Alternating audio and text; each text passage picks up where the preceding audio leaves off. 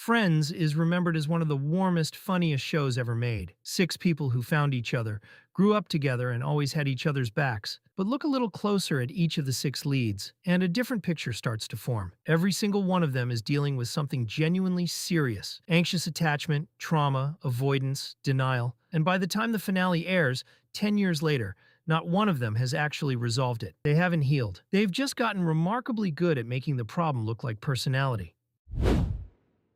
Rachel starts the show running from her wedding, having built her entire identity around being someone else's approval project. First her father's, soon after, whoever she's dating. What looks like growth over 10 seasons, the career, the independence, is often framed by the show as personal transformation. But look at what actually drives her decisions. She rarely acts from an internal sense of what she wants. She acts based on who's watching and what will earn approval, whether that's her father, Ross, or later professional mentors at Ralph Lauren. This isn't shallow. It's a specific pattern, a self-concept that only exists in relation to someone else's judgment. Rachel doesn't build an independent identity so much as she trades one audience for another. Dependent daughter to devoted girlfriend to ambitious employee, always defining herself through whoever's opinion currently matters most. The show frames this as maturing. Psychologically, it's the same mechanism wearing a more impressive outfit.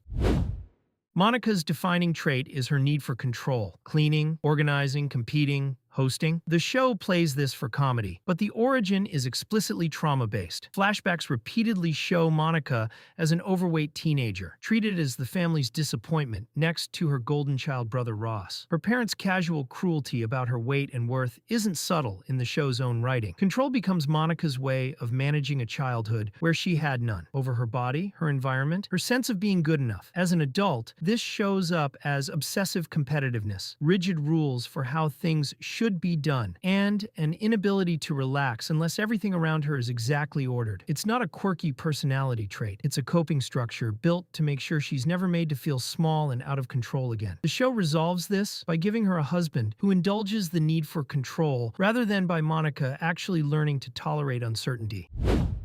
Chandler is the funniest character in the group, and that's precisely the problem. His jokes aren't just comic relief for the audience. They're a defense mechanism deployed every single time a conversation gets close to real vulnerability. The moment someone asks him a sincere question, or a moment calls for an honest emotional response, Chandler deflects with a joke almost automatically. The show ties this directly to his childhood. Parents who divorced acrimoniously, played out in front of him, a father whose identity he struggles to accept, and a general environment where sincerity wasn't safe. Humor became the armor that let him survive that household. As an adult, he can't turn it off, even in moments that call for real emotional presence, including notably his own wedding vows, which start as a joke before he manages to push through to sincerity. That moment is framed as growth, but it's really the exception that proves how hard sincerity is for him the rest of the time.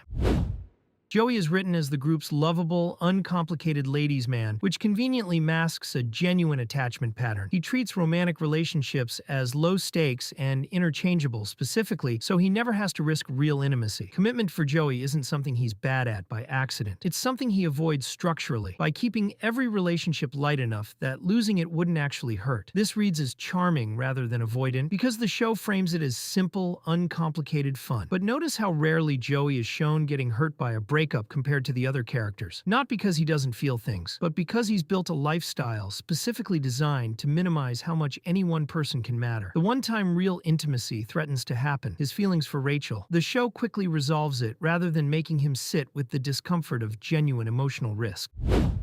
Ross is usually remembered as the romantic of the group, but what he actually displays consistently is anxious attachment. A pattern where insecurity in a relationship doesn't get processed quietly. It gets performed loudly. Every time Ross feels even slightly uncertain about where he stands with someone, his response isn't communication, it's escalation. Jealousy, controlling behavior, dramatic declarations, or picking a fight to force reassurance out of the other person. The most famous example, "We Were on a Break," isn't really about the technicality of the breakup. It's Ross needing an external villain to blame, so he doesn't have to sit with the discomfort of having made a mistake driven by insecurity.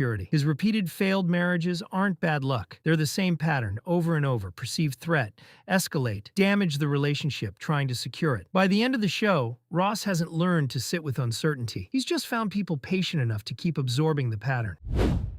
Phoebe's quirky, eccentric optimism is the show's most misunderstood trait because it's frequently played purely for laughs, when the backstory underneath it is genuinely severe. Her mother's suicide, a period of homelessness, an absent father, a twin sister who becomes a sex worker. Any one of these would be a significant trauma. Phoebe has all of them, and yet the character presents almost entirely as whimsical and unbothered. That's not resilience in the healthy sense. It's a specific defense, building an identity so relentlessly upbeat and strange that the trauma underneath never has to surface directly. The show occasionally hints at the cost of this. Brief moments where her past visibly weighs on her, before quickly returning to the quirky tone that makes her easy to enjoy without confronting what she survived. Phoebe isn't just eccentric, she's someone who had to build an entire persona in order to keep functioning, and the show largely lets her keep that persona intact rather than ever fully addressing what's underneath it.